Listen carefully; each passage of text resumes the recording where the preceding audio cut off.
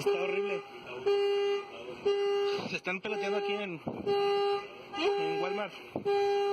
Madre mía, Dios mío, ayúdanos.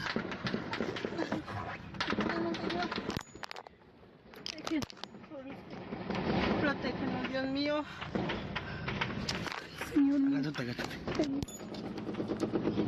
As illegal immigrants pour into the United States, violence continues to surge south of the border. The Mexican drug cartels are tightening their grip on the country, killing off more than 100 politicians alone in the run-up to Mexico's recent election. Cartels fighting to take over for captured drug lord El Chapo. This was the Mexican army's raid on his hideout.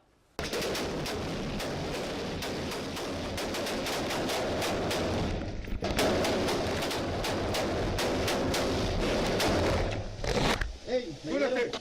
Tenemos una herida, Aguas. Pasa eso, lleva esta. Aguas. Dale, pasa. Pásala. ¡No! Lánzala otra, lánzala. Joining me now, editor at townhall.com and Fox News contributor Katie Pavlich. Katie, I don't even know if anybody knows this, but Mexico in 2017, most violent year on record. Yeah. And it's just the homicide kingdom south of the border down there.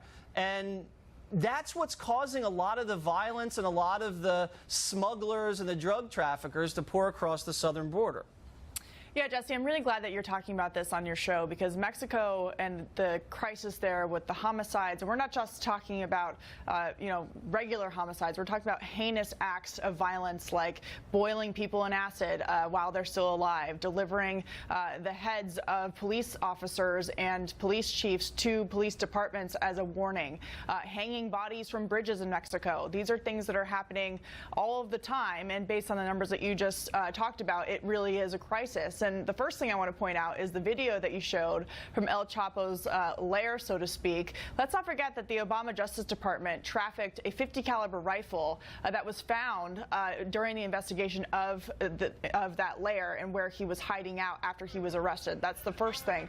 And the second thing is... That was from Fast and the Furious, that botched gun running operation. Exactly. And the second thing is, while we don't see the violence flowing over into the United States on the level that we're seeing it in Mexico, thank God, it does have an impact on ranchers living across the border, on Border Patrol agents who are risking their lives every single day, and, by the way, in the streets of American cities, including Chicago. And nobody likes to talk about the fact that the Sinaloa cartel is one of the main reasons that Chicago has so much violence and perpetuates the drug problem that we have in the United States. And the cartels, they're the ones that are doing the human trafficking and the smuggling because they get paid like a $5,000 bounty per head when they have these young people cross the border. Now, we just got some statistics. You know how they had to separate families because of the massive influx. They're reuniting some families. Some of the families in quotes, they can't reunite because, listen to this, Katie, I mean, dozens of them aren't their parents. Right. One is a child abuser. The other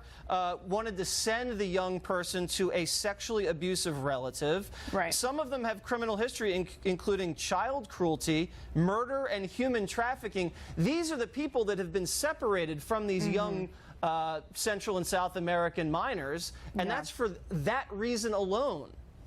Right. Jesse, I actually wrote a story for townhall.com a couple of weeks ago when we were at the height of the hysteria surrounding the separation of families at the border. I interviewed a former ICE agent who actually blew the whistle. His name is Jason Piccolo. He blew the whistle in 2014 during the Obama administration and talked about how they were releasing unaccompanied minor children to sex offenders, to sexual abusers, to people in the United States who have been in the country illegally but also previously convicted of these crimes. And so we hear a whole bunch about parents, but really the billion-dollar smuggling industry thrives on our open border process, on catch and release, because smugglers are paid to pair up children with strangers. And if you look at the statistics, there are a lot of single men coming across the border with children.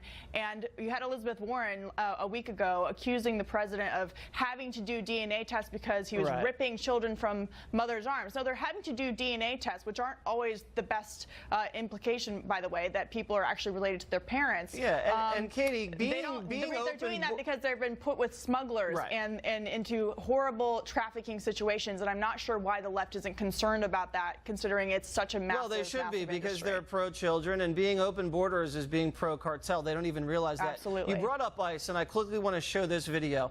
This is Antifa out in Portland confronting ICE agents using some really disgusting language. Listen to this. Nazi scum!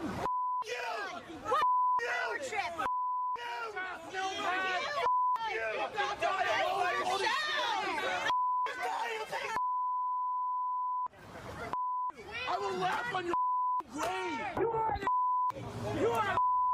one. Now, you can't even show the whole thing because they used the N-word when they were talking about the black ICE agent. Unbelievable. And now this is going mainstream within the Democratic Party. They really want to abolish ICE in some level of that party, and it's just really despicable, if you ask me. Yeah, it's disgusting. You know, ICE agents are regular, everyday Americans who want to serve their country and they want to protect the communities that they are in. It would be interesting to see how people felt. I'm sure Antifa doesn't care because they are almost as bad as drug cartels, to be quite frank. Communities, how they would care if ICE immigration was not in there getting out the criminal element. They combat sex trafficking, they combat drug paraphernalia, they do everything. No one knows that. They just think they're just a bunch of goons on the southern border making apprehensions. This is not a high-paying job. Right, and there are 20,000 ICE agents that are serving their country, trying to do their job, and I think they deserve a lot more respect than what we just saw. Katie? Well, one thing we should point out real quickly is that Democrats had a bill that they wanted to abolish ICE, and then we brought it up to the floor. Republicans said, okay, let's vote for it. They're now voting against it. Yeah, so it's political suicide. Put your money where your mouth is. Exactly. Right. And the smart ones realize that. Exactly. Thanks, Jesse. You're welcome.